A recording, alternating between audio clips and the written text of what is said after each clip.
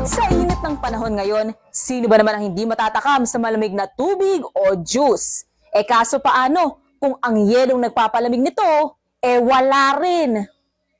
Hindi na sapat ang ligo-ligo lang. Sa tindi ng init ngayon, mas nakakapresko kung sasabayan ng pag-inom ng malamig na inumin. Yun nga lang, ang ilang tindahang nagbebenta ng yelo, nauupos na rin daw sa tindi ng init. Gaya dito sa Sampaloc. Walang dumarating na nagsusupply ng yelo sa amin kasi nga marami daw pila sa kuhanan ng yelo. Talagang mabenta po, kaso lang paminsan talagang walang deliver dahil mahirap kumuha sa planta.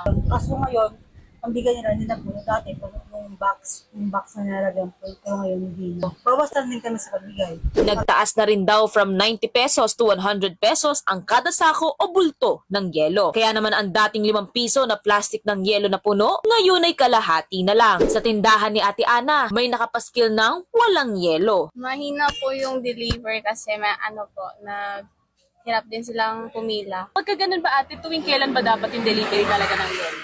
Pag unti na lang yung stock namin, nag-text na din kami sa kanila para ma-deliver agad. Tapos, di-deliver na din.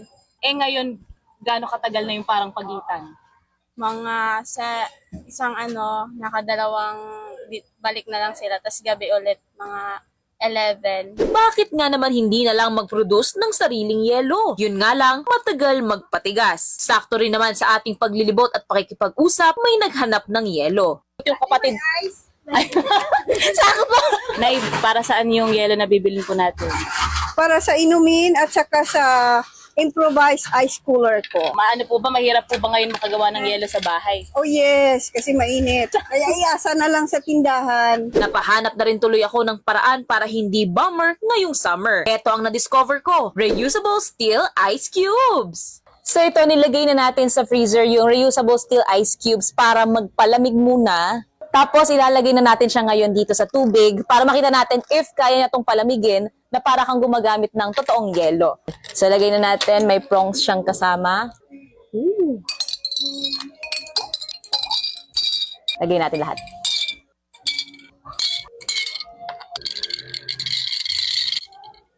Okay. Malamig siya. Try natin inumin.